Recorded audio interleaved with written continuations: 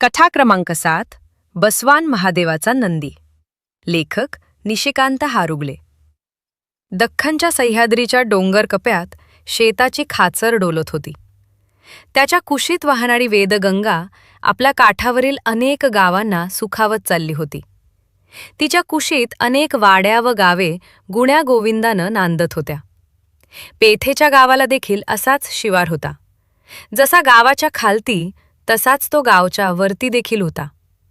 शिक्षणान जरी सुशिक्षित पण आलं असल तरी बरेच जन शेती करत होते. त्यापैकी एक पांडुरंग पवार हा देखील शेती करी. तशी त्याला लहानपणापासूनच शेतीची आवड. त्यामुळे शेतात राबणारी बैल म्हणजे त्याचे सवंगडी. लहानपणापासून याच्या बैलगाडीत बस, त्याच्या गोठ्यात खेळ, कधी मातीची बैल बनव, असा सगळा खेळ खेळत तो लहानाचा मोठा झाला. पुढे त्याच लग्न झालं. घरची जबाबदारी अंगावर पडली व ज्या बैलांची खेळत तो लहानाचा मोठा झाला तीच बैल त्याच्या जीवनाचा आधार झालीत. घरच्या गाईच्या पाठची छान बैल तयार केली होती, पण बहिणीच्या नवऱ्याला हवी असल्याने त्यांती देऊन टाकली. आता नवा जोड घ्यायचा तर पैसे हवेत, म्हणून घराच्या शेताबरोबर लोकाची शेत त्यानं कसायला घेतली व सुगी होताच धान्य विकून आलेल्या पैशात बैल घ्यायचं त्यानं ठरवलं. पेठेच्या शिवारात अनेक प्रकारची बैल असत, पण पांडबाला आपली बैल नंबरी हवी होती, म्हणून त्यानं संकेश्वरच्या बाजारातून बैल घ्यायचे ठरवलं. त्या दृष्टीनं त्यानं रुपयांची जमवाजमव केली व आपला मित्र हरबासोबत तो बैल घ्यायला निघाला. बाजाराच्या दिवशी तो तालुक्याच्या स्टँडवर आला. सोबत हरबा पण होता. गडहिंग्लजला चाललेली गाडी त्यांनी पकडली. थोड्या वेळानं गाडी निघाली. पालघाट लवंडून गाडी चिकोत्रा खोऱ्यात उतरली. पांगीर पाटीवर काही उतारू उतरले तर काही गाडीत चढले. एक म्हातारा लगबगीन चढला व हरबाजवळ बसला व म्हणाला, गाडी कंच्या गावाला जाती? हरबा, पाटी वाचली नाही का? वाटसरू, नाही व मला जरा कमी दिसतं. हरबा, गडहिंग्लजला जाती. वाटसरू, तुम्ही कुठं चालल्याचा? हरबा, आधी तुम्ही कुठं जाणार ते सांगा. वाटसरू, मी उत्तुरात उतरणार हाय. जरा डुलकी लागती हो मला. उत्तूर आलं की सांगा, नाहीतर मागल्यावानी नको, गडहिंग्लजातच जाग यायची. हरबा, मी उठवीन, म्या चाललोय गडहिंग्लजला.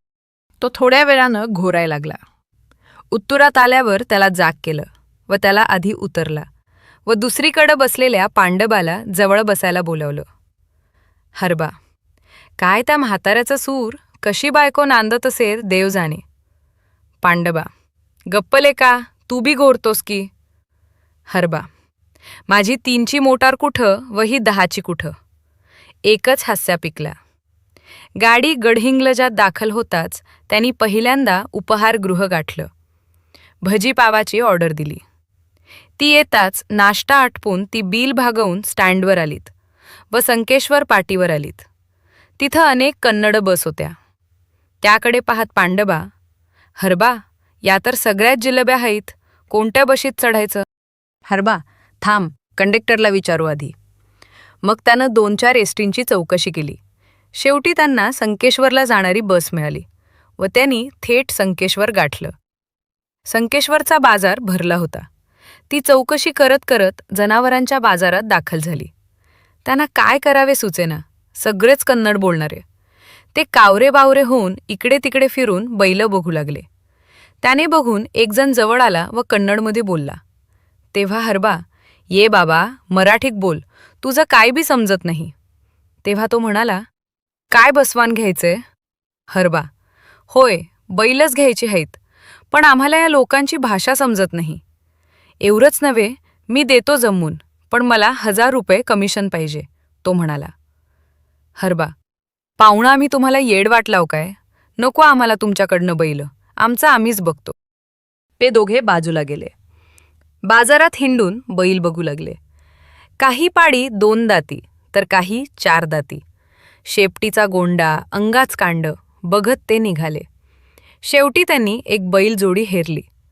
बैल दिसायला वक्राकार शिंगाची, करड्या रंगाची. दिसायला झाक त्यानं आपल्या भाषेत त्या पाड्यांचा दर विचारला. त्या माणसानं 25,000 सांगितला. दर जास्त पाहून ते बाजूच्या जोडीला बघू लागले. थोड्या वेळानं ते दोघे एका बाजूला गेले. हरबा, हे बघ पांडू, जर आपल्या दरात जोडी मिळाली तर घ्यायची, नाहीतर निघायचं. थोड्या वेळानं तो मघाचा कानडी हेड्या पुन्हा त्यांच्याजवळ आला. हे बघ मामा, मला जर 700 रुपये देत असशीला तर तुम्हाला बैल जमवून देतो. पांडबा, हे बघ, तू जर ती करड्या रंगाची बैल 14,000 जमवून देत असशील तर तुला 500 रुपये कमिशन देईन. काय राव, 14,000ला ऐक बैल तरी येईल काय? हरबा, मग तुझी बैलच नकोत. चल पांडू, जाऊया आपल्या भागात. बघू एखादा जोड मुरगुडच्या बाजारात. असे म्हणताच तो त्यांना थांबा म्हणाला व त्या बैल मालकाकडे गेला. कानडीत बोलचाल झाली व 15,400ला ती बैल ठरवून त्यानं दिली. बैल घेतल्यावर त्यानं पैसे दिले व मध्यस्थीला 500 रुपये देऊन व्यवहार बाजारात नोंद केला व बैल घेऊन ती बाजारातून बाहेर पडलीत. आता थोडेच पैसे शिल्लक होते. बाजारातून बाहेर पडताना त्या मध्यस्थाने विचारलं, काय टेम्पो गाठून देऊ का?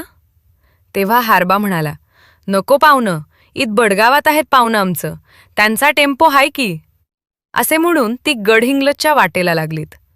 जवळ पैसे कमी असल्याने त्यांनी चालत जायचं ठरवलं. थोड अंतर गेल्यावर पांडू म्हणाला, मघाशी टेम्पो ठरवला असता व घरी गेल्यावर पैसे दिले असते तर चालले असते की. हरी, चल गप, हा आधी कारडी मुलूक यांचा काय नेम, कुठतरी न्यायची व लुटायची. मग आता गावी कस जायचं? पांडबा म्हणाला. कस म्हणजे चालत. वाटेत कोणी विचारलं की सांगायचं, पुढल्या गावी चाललोय म्हणून. हारबा म्हणाला. चालत चालत ती दोघं गडहिंग्लजला आलीत.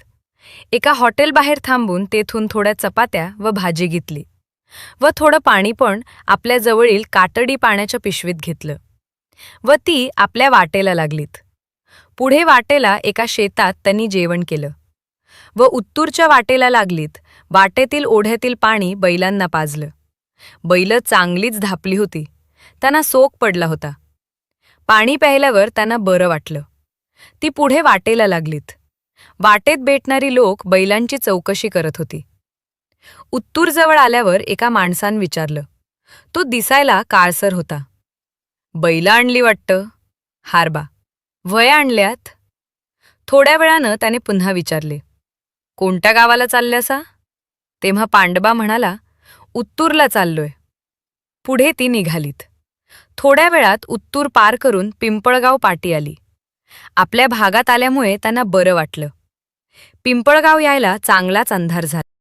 हरबा पांडबाला म्हणाला, एकदाच आलो आपल्या भागात. या भागात वाटमाऱ्या होतात. आता मांगनूर पार केलं म्हणजे झालं. मांगनूर पार करत पाल गाठाय चांगलेच 12 वाजले. कुठून तरी जंगलातून कोल्हेकुई ऐकू येत होती. आता अंधाऱ्या वाटेनं चालन कठीण झालं होतं. हरबा पांडबाला म्हणाला, हे बघ पांडू, चालून पाय दुखायला लागलेत. तेव्हा आपण आपल्या पार्वतीकडे मुक्काम करूया. पांडबा, हे बरं आहे की. तेव्हा ती सर्वजण पार्वतीच्या घराकडे निघाली. पालीच्या मध्यावर पार्वतीच घर होतं. तिथं गेल्यावर हरबान पांडबाच्या हातात बैलाची दोरी दिली व त्यानं पार्वतीच्या दारावर थाप मारली. रात्रीचं 12 वाजता घरावर थाप पडल्याने थापेच्या आवाजानं पार्वतीचा नवरा उठला व दार उघडायला निघाला. तेव्हा पार्वती म्हणाली, काय बाई म्हणावं या बापयाला, राती येळचं कोण पण थाप मारलं? रात्रीचं 12 वाजलेत, भूतावळ उठली असलं, झोपा गप्पवाणी. तो पुन्हा माग येऊन अंथरुणावर बसला. तेव्हा दारावर पुन्हा थाप पडली. तेव्हा तो म्हणाला, कोण हाय? हारबा, मी हाय हारबा, पेटचा पावणा. तेव्हा पार्वती म्हणाली, आओ भूताटकी असलं ती, एवढ्या रातीला आमचा दादा कशाला येईल इथं? हारबा, ये पारे असली कसली, झोप लागली तुला. पार्वती खाडकन उठली व अंगावरली वाकाळ बाजूला सारत नवऱ्याला म्हणाली, चला बघूया कोण हाय ते. पार्वती आणि तिचा नवरा दार उघडायला गेले. दाराजवळ जाताच पार्वती म्हणाली, दादा, तू असशील तर दारावर 4 वेळा थाप मार व राम म्हण. हरबान हसतच दारावर 4 वेळा थाप मारून राम म्हणाला. पार्वतीची खात्री झाली. तिनं नवऱ्याला दार उघडायला लावलं. दार उघडताच हारबा तिला म्हणाला, पेठत असताना बाच्या मागं रात्रीचं पाणी पाजायला जाताना तुला भीती वाटत नव्हती, आणि आता कुठून हे खूळ डोक्यात बसले तुझ्या? पार्वती म्हणाली, तवा आपला बाबा असायचा संग. तो म्हणजे देव माणूस, कसं त्याबरोबर कुठं पण जायला भ्या नव्हतं वाटतं. पण आता असं म्हणत 3 बोलन तोडले. पार्वतीचा नवरा म्हणाला, रात्रीचं कस येणं केल्यासा, सगळं कुशल हाय न हो? हारबा म्हणाला, पांडवाला बैल घ्यायची होती म्हणून संकेश्वरला गेलतो. येताना चालत अलाव मोजक पैक होत नह. आधी तो कार्डी मुलूक फसवा वाटमाऱ्या होतात. तवा सगळ्यांना गंडवत आलाव. रात लई झाली. तवा तुझ्यात मुक्काम करावं म्हणून आलाव. बरं, आता येळ नको बैल, तेवढी गोठ्यात बांध वा आम्हाला काहीतरी वाढ बाय. कावळ कोकलायलात पोटात. पांडू हाय बैल घेऊन दारात. पार्वतीनं नवऱ्याला मांगराच दार उघडायला सांगितलं. पांडवान बैल बांधली. त्यांना पाणी पाजून वैरण घातली. बैल बघून पार्वतीची म्हस नाचायला लागली. ती घाबरली होती. तशी पांडू व पार्वतीच्या नवऱ्यान बैल आकडूनच बांधली व दोघ घरात आली. हरबा व पांडू न्हाणीघरात जाऊन हातपाय धुवून आलीत. तोपर्यंत पारून चुलीवरच्या शिक्याच्या थाबड्यात बघितलं. त्यात एक भाकर होती. 3 गोबर गॅस पेटवला व 2 भाकरी टाकल्या. त्याच तव्यात झुणका केला व ताट तयार करून घोंबडं अंथरले व त्यांना वाढलं. लागलीच थोडा असणारा भात व वरण्याच्या दाण्याचं कालवण पण वाढलं. ती दोघं जेवू लागली. त्यांना पाणी देण्यासाठी ती डेरक्याजवळ गेली. फळीवरचे तांबे काढून डेरक्यात बुडवलं. तसा डुबुक डुबुक असा आवाज झाला. डेरक्याला पांढर कापड गुंडाळ होतं, त्यामुळे त्यातील पाणी थंडगार होत. पाण्यानं भरलेले तांबे देत पार्वती पांडवाला म्हणाली, दादा, जोडी मस्त आहे, पण पहिली जोडी काय केली सर? काय सांगू पार्वती दाजीला, बैल हवी होती म्हणून घरचा जोड दिला व आता सोसायटीचे प्रकरण व धान्य विकून आलेल्या पैक्यात हा सगळा डाव मांडला. आता बघूया आता ही बैल कशी लागतात, पांडवा म्हणाला. बोलत चालत इकडील तिकडील गप्पा मारत त्यांनी जेवण केलं. नंतर पारूच्या नहवऱ्यान घोंगड अंथरलं व ती सगळी झोपी गेली. पारून भांडी उचलून बाजूला एका बुट्टीत घालून ठेवली व ती पण आतल्या माळीत अंथरून घालून झोपली. तांबड फुटायला सुरुवात झाली. डालाखालची कोंबडी आरवू लागली. पार्वती उठली. न्हाणीघरात डेऱ्याखाली तिनं जार ढातला व बाहेरील हौदातून पाणी आणून त्यात भरलं.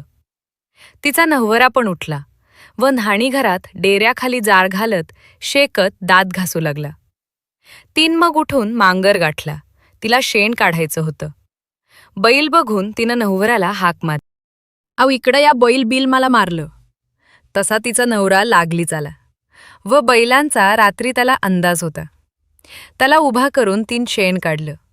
नंतर धार पण म्हशीची काढली. नंतर तिच्या नवऱ्यानं जनावरांच्या पुढ्यातील काडसर काढून त्यांना पाणी पाजलं व वैरण घातली. तोपर्यंत पाणी तापलं. पारूनं अंघोळ केली व ती स्वयंपाकाला लागली. तीन चूल पेटवली व बूड भांड्याला घेऊन भाताचं आधण ठेवलं व वायलावर चहा टाकून ती भांडी घासायला गेली. थोड्या वेळानं पांडबा व हरबा उठले. त्यांनी आपलं आवरलं. ते दोघे जेवण खोलीत आले. पार्वतीनं त्यांना पाठ दिला. ते त्यावर बसले. पार्वती चपात्या करत होती. 3 चहा आणि चपाती दिली. ती त्यांनी खाल्ली व ते म्हणाले, पारू, आता निघताव. तसं पार्वती म्हणाली, असं कसं, राती पण सरळ जेवण नाही, आता जेवूनच जा. पार्वतीनं जेवणं केले. ती दोघं जेवली व रातीच्या विश्रांतीनं बैल पण तरतरीत झाली होती. आता त्यांनी जायचं ठरवलं. त्यांनी निरोप घेतला व तालुक्याच्या वाटेला लागली. घाट उतरून गारगोटी पार केली व नदीच्या शिवारानं त्यांनी गाव गाठले. दारात आल्यावर पांडवाच्या बायकोन बैलांना ओवाळले. त्यानंतर पांडवान बैल गोठ्यात नेऊन बांधली. नंतर ते दोघे हातपाय धुवून आले. पांडवाच्या बायकोन त्यांना जेवण वाढले. त्यांनी जेवण केलं. नंतर थोडा वेळ गप्पा मारून हरबा घरी जायला निघाला. गावातली लोक येऊन बैलांची चौकशी करू लागले. बैलं चांगली लागली. कष्टाळू असल्याने पांडवान आपलं सगळं कर्ज फेडलं. पण तो बैलांची खूप काळजी घेत असे. बैलांकरून चांगली राबणूक करून जरी घेतली तरी तो त्यांच्या सेवेत काही कमी पडू देत नव्हता. पांडवाची बैल बघून जळणारे अनेक जण होते. त्यात गजा पाटील हा देखील होता. एकदा त्यानं दसऱ्याच्या शिलंगणाला पांडवाची कळ काढली. शिलंगण असल्याने पांडवाने बैल सोडली. तो व त्याचा पोरगा बैल धुवायला व पवनी पाडायला नदीला गेलीत. अमृतमहल माटी करड्या रंगाची बैल खाऊन टमटमीत दिसत होती. त्यांच्या वाटोळ्या शिंगांना लावलेला रंग व त्यावरील नक्षी खूप छान दिसत. बैलं घरी घेऊन जाताना वाटेत गजा पाटील आपली खिलार बैल घेऊन जाताना दिसला. सखारामला बघून म्हणाला, "काय सखाराम, लावायची का शर्यत?" तेच बोलण ऐकून पांडवा म्हणाला, "तेला काय विचारतोस? मालक अजून मी हाय. मी काय बैल शर्यतीसाठी बाळगली नाहीत. माझा प्रपंच चालवतात ती. तूच काय जाताय म्हणायला? 10 जणांच डबोल लाटून नाही बसलो मी भुजंगावाणी. तू काय एकाच्या 10 जोड्या घेशील बैलांच्या. तस माझं नाही." तसा गजा पाटील तेला म्हणाला, "तू भित्र्या लढाईच्या आधीच शेपूट डेंगत घालतोयस बाहेर." पांडवा, "तू काय म्हणायचं ते म्हण." असे बोलून तो घरी निघाला. वाटेत शेताला निघालेला हरबा त्याला भेटला. गजाचं तिरक बोलण त्यानं हरबाला सांगितलं. तसा हरबा म्हणाला, "बघवत नाही तेला खोटा पैसा आहे. तालुक्याच्या काय चोर बाजारात देखील खपणार नाही. तेच्या नादाला लागायचं नाही." अस बोलून हरबा शेताला गेला. पांडवानं बैल गोठ्यात बांधलीत. त्यांना चांगल सजवलं. त्याच्या बायकोने पुरणपोळीचा नैवेद्य खायला बैलांना दिला. नंतर पांडू व सखानं जेवण केलं. संध्याकाळ झाली. शिलंगणात सोन लुटायला बैलगाड्या निघाल्या. पांडवाचं पोरग म्हणालं, "काय नाही, आज मी बैल घेऊन जाणार." त्यानं बैल सोडली. तशी पांडवाची आई तेला म्हणाली, "पांडू, तू जा बरोबर. तरण पोरं हाय. सळसळत रगात शांत बैल न्यायचं नाही." तेव्हा पांडवा म्हणाला, "हे बघ सखा, आपण शेतकरी माणसं. बैल जास्त दबू नकोस. बैल म्हणजे महादेवाचा नंदी. बसवान महादेवान पाठीवले तेला. त्याची सेवा आपला धर्म. बैल लई दबू नकोस. देवाच्या पायावर घालू ना." महादेवान आपल्या सेवेला पाठीवले त्याला. महादेवान नंदीला पाठीवलं की जा व माणसाला सांग 2 वेळ आंघोळ कर व 1 वेळा जेव. पण नंदी सांगत आला 2 वेळा जेव व एकदा आंघोळ कर. म्हणून महादेवान त्याला शिक्षा केली. दुसऱ्या वेळच्या माणसाच्या जेवणाची तयारी तू कर. तेव्हापासून नंदी शेतात राबतो व माणसाला मदत करतो. म्हणून आपण त्याला दुखवायचं नाही. असं म्हटल्यावर सखाराम बरं म्हणाला व तेनं बैल सोडली. सखाच्या बायकोन दृष्ट काढून बैलांना ओवाळले. त्यांवर मायेचा हात फिरवला व कानाजवळ नेऊन बोट कडाकडा मोडलीत. सखाराम बैल जुंपून देवळाकडे आला. देवळाला वेढा घालून त्यानं बैल उभी केली. देवाच्या पाया पडून अंगारा घेतला. आपल्या व बैलांच्या कपाळाला लावला. त्याचे मित्र पण गाडीत चढले. इतर बैलगाड्या पाठोपाठ शिलंगणाला तो निघाला. गावाबाहेर येताच गजा पाटलाची गाडी पण होती. त्याच पोरग व तो बैल दब्बत होते. त्याची खिल्लार जोडी पळण्यात लई पटाईत होती. मुख्य सडकला आल्यावर गजा पाटील सखारामला म्हणाला, "काय सखा, लावायची का शर्यत?" तेव्हा सखा म्हणाला, "नाही, मी शिलंगणाला आणल्यात." तेव्हा गजा पाटील म्हणाला, "बुळग्या हरलो म्हण की." सखारामचे मित्र म्हणाले, "चल की, लावूया बघू तरी." शेवटी शर्यत लागली. पांडवांपत्री न मारल्यान बैलांना डांबरी रस्त्यावर जोरात पळता येईना. गजाची गाडी पुढे निघाली. गजा म्हणाला, "बघितला का खिल्लारांचा खिल्लारपणा? इकडून तिकडून नाही आणली म्हसवडच्या बाजाराची हाईत." तस सख्यानं बैलांना 2 चाबूक लगावले. तशी बैल पळू लागली. डांबरी रस्ता संपला व भोरडीच्या माळाचा कच्चा रस्ता लागला. चढाचा टेक असल्यानं व बुरंबाट रस्त्यानं बैलांनी जोर धरला. डोंगरच पयांनं वडून सरावलेली बैल धावू लागली व शर्यतीला आणलेली गजाची बैल माग पडली. वाट वळखीची असल्यानं डिरक्या फोडत कृष्णाकाठी बैल पळायला लागली. टेक पार करून अमृतमहल माटी बैलांनी गजाच्या बैलांना माग सारत भोरडीचा माळ गाठला. शर्यत जिंकून शिलंगणाचं सोन लुटून बैलं घरला आलीत. पांडबाला समजल्यावर त्यानं सख्याला गोरणीत घालून चापकाने बडवलं. सख्या म्हणाला, बा चुकलो मी, पुन्हा नाही करायचं असं. शिलंगण झालं. भात कापणीची धांदल सुरू झाली. भाताच्या मळण्या निघू लागल्या. शर्यतीत झालेल्या हारीन पाटील चांगलाच भांबावलेला होता. गावात सगळीकडे चर्चा सुरू झाली होती. एके दिवशी पांडबाने हरबाची मळणी काढून बैल हरबाच्या मांगरात बांधली व बैलांना वैरण आणायला गेला. इतक्यात पाटील उसाच्या फडातून आला. लपतछपत येऊन त्यानं कडच्या बैलाला काहीतरी खायला घातलं. ते खाल्यावर बैल ओरडू लागला. तसा पाटील पळाला. बैलाचा आवाज ऐकून पांडबा व रानातील माणस तिथं आली. बैलाच्या तोंडाला फेस आला होता व जाग्याला बैल मटकन बसला व तळमळूनं बैलानं प्राण सोडला. काय पायाखालत झाल का म्हणून इकड तिकड बघितलं तर काही नव्हतं. शेताला निघालेल्या लक्ष्मीला पाटील गडबडीनं जाताना दिसला. ती कालवा ऐकून तिथं आली व म्हणाली, पांडुदा, मी गजा पाटलाला उसाच्या सरीतन जाताना बघितला. त्या मेल्याचंच काम असणार हे. इकडं तेच शेत का भात काय कराय आलता मेला. पांडवाला रडू आलं. दुसरी बैलगाडी आणली व बैलाला नेऊन शेतात पुरलं. घरी कळसल्यावर पांडवाच्या बायकोन शिव्यांची लाखोली वाहिली. तेची आई हातपाय घासत म्हणाली, माझ्या बसवणाला इक घालणाराच मड बसू दे. आई लक्ष्मी बघून घेईल, त्याच्या रक्ताचं शिंपण होईल. पश्चिमेला पुढा करून तीन माहेरच्या देवीला लक्ष्मीला नमस्कार केला व म्हणाली, बघून घे गाई. 2-4 दिस कुणाला आण गोड लागलं नाही. सगळे लोक पाटलाला शिवा देऊ लागले. दिस सरू लागले. पाटील एके दिवशी महादेवाच्या शिवार शेताला गेला होता. त्याला झटका आला व पाण्याचा एक थेंब पण न मिळता जाग्याला मेला. काही दिवस गेले. हरबा पांडवाच्या घरी आला व म्हणाला, एक बैल मेला म्हणून दुःखी होऊ नकोस. त्याच आयुष्यात इतकंच.